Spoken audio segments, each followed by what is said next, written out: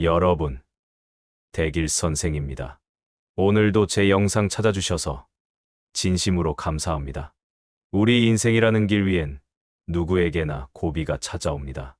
재물의 고비, 건강의 고비, 사람 사이의 고비.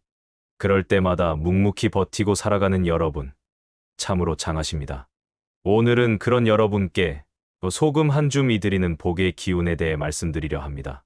바로 집안에 소금 단지를 두는 위치에 따라 복이 들어오기도 하고 막히기도 한다는 풍수지리학적 이야기입니다. 잘 들어보시면 실생활에서 당장 실천할 수 있는 이야기이니 오늘 말씀은 끝까지 꼭 들어주시길 바랍니다. 부처님께서는 마음이 맑으면 길이 보인다 하셨습니다. 그 맑은 마음을 담는 그릇이 소금단지요. 그 마음을 머무르게 하는 자리가 바로 소금단지를 두는 곳입니다.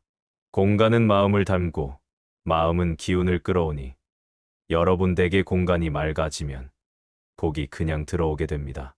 자, 먼저 여러분, 왜 하필 소금인가 하고 생각하신 분 계시지요? 소금은 그냥 짜기만 한 음식 재료가 아닙니다. 사주적으로 보면 소금은 금진과 수쇠를 동시에 품고 있는 독특한 물질이지요. 금은 정의와 절제, 그리고 부의 상징이며 수는 지혜와 인내, 그리고 재생을 의미합니다. 이 두 가지를 동시에 가진 소금은 음양의 균형을 맞추고 공간의 기운을 안정시키는데 그만인 것이지요. 그러니 단지에 담긴 소금 하나가 집안의 흐름을 정리하고 막힌 기운을 열어주는 상징이 되는 겁니다. 예부터 소금은 잡기를 막고 재앙을 정화하는 물건, 그리고 재물운을 끌어당기는 상징으로 여겨졌습니다. 실제로 사주에서도 소금은 화호의 기운과 금진의 기운을 동시에 갖는 특별한 물질로 보며 사람의 기운을 맑게 하고 나쁜 기운을 막는 오행의 정화제로 활용되어 왔습니다.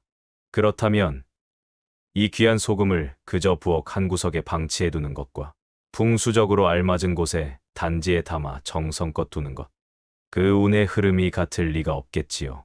자, 본론으로 들어가 봅시다.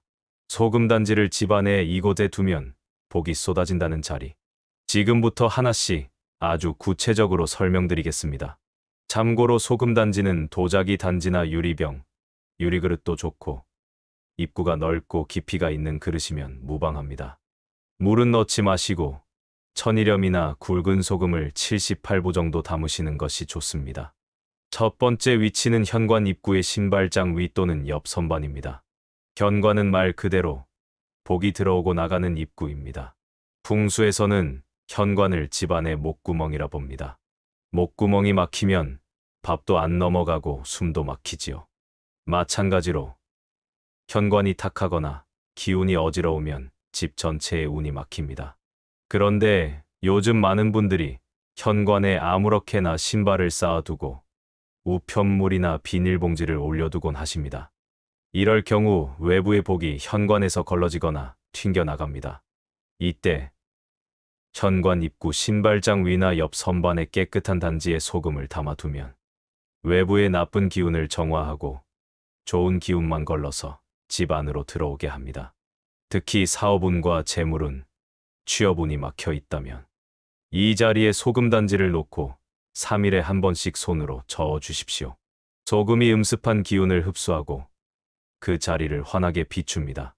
두 번째 위치는 화장실 입구 근처의 선반입니다. 화장실은 풍수적으로 기운이 빠져나가는 자리입니다. 돈복이 생겼다 해도 이 화장실 기운이 셀 경우 그 복이 새어나가게 되어 있습니다. 화장실 입구 옆에 작은 선반을 두고 그 위에 소금 단지를 놓아 보십시오. 이것은 돈복의 누수를 막는 상징적인 행위입니다. 특히 가족 중 누군가 지출이 유독 많거나 벌어도 금방 없어지는 구조라면 꼭 해보시길 권합니다.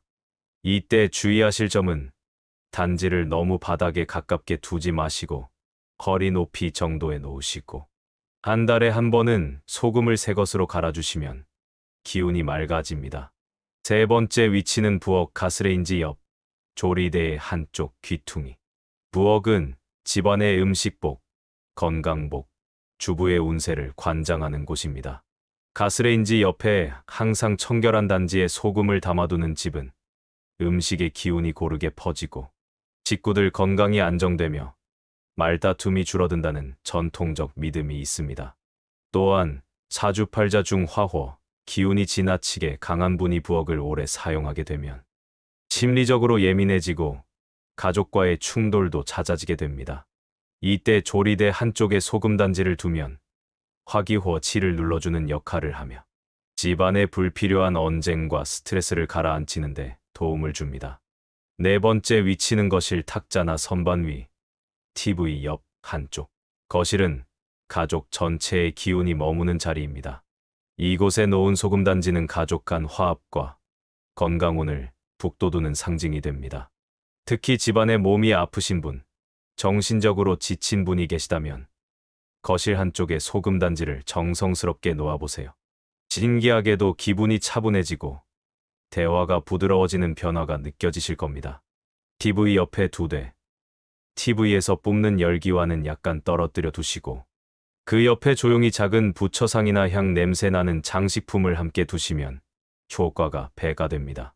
다섯 번째 위치는 침실 입구, 안쪽의 조용한 구석. 마지막으로 아주 중요한 곳입니다. 사람의 기운은 자고 있을 때 가장 깊이 흡수됩니다.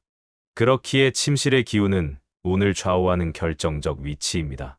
침실 안, 바로 눈에 띄지 않는 옷장 옆이나 책상 구석, 혹은 화장대 아래 선반에 소금단지를 놓아두면 잠자는 동안 나쁜 기운이 흡수되고 몸이 맑아진다는 풍수의 원리가 적용됩니다. 특히 악몽을 자주 꾸는 분, 아침에 피곤해서 일어나기 힘든 분이라면 효과를 더 느끼실 수 있습니다. 단, 이 경우에는 소금 위에 작게 접은 붉은 천 조각 하나를 얹어두시면 불의 기운이 몸속 어두운 기운을 태워내는 효과가 있습니다. 다만 주의하실 점도 있습니다. 아무 데나 소금단지를 놓는다고 복이 들어오는 건 아닙니다. 예를 들면 침대 바로 머리맡, 특히 머리 위 선반에 소금을 두는 것은 좋지 않습니다. 그건 오히려 기운을 너무 빠르게 흡수해서 몸이 쉽게 피로해지고 수면의 질도 떨어질 수 있습니다. 또한 아이 방 책상 위는 집중력과 창의력의 기운을 흐리게 할 수 있으니 피하셔야 합니다. 소금은 정화와 흡수의 기운이 크기 때문에 민감한 위치에 두면 반대로 작용할 수도 있다는 것 꼭 기억해 두세요. 또 하나 팁을 드리자면 소금단지 옆에 작은 황동 동전 3개를 함께 놓아 보십시오. 이건 삼재방이라 하여 재물을 부르는 상징입니다. 특히 현관에 둘 경우 외부로부터 들어오는 금전운이 더 강하게 작용하고 부엌에 둘 경우 식구들의 건강운과 금전 지출의 균형이 맞춰집니다. 여러분, 소금은 너무 흔해서 그 가치를 잊고 살지만 바로 그 소금이 집안의 운을 되살리고 삶의 흐름을 바꾸는 힘이 될 수 있다는 말씀을 오늘 꼭 드리고 싶었습니다. 소금 단지 하나 놓는 일이 별것 아닌 것처럼 보여도 그 속에는 오랜 시간 내려온 풍수의 지혜와 사람과 공간 사이의 조화로운 에너지, 흐름이 담겨 있습니다. 소금이 잡기를 막아주고 소금이 복을 끌어당겨주며 소금이 집안의 흐트러진 기운을 정리해주는 작지만 강한 물건이라는 걸 오늘 이 영상을 통해 느끼셨다면 당장 오늘부터라도 실천해 보시길 바랍니다. 끝으로 이 영상을 보시는 모든 분들께 소금처럼 맑고 순한 기운이 가득하시길 진심으로 기원합니다. 여러분의 삶이 더 단단해지고 복이 스며들며 행운이 집안 곳곳에 깃들기를 바랍니다.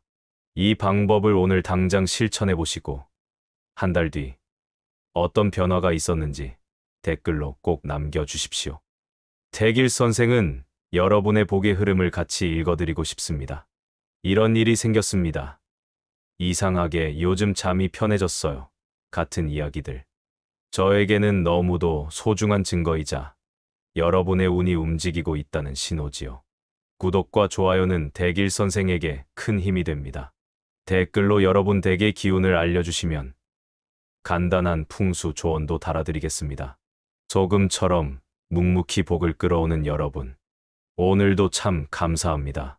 다음 영상에서 다시 인사드리겠습니다. 복 많이 받으십시오. 대길 선생이었습니다.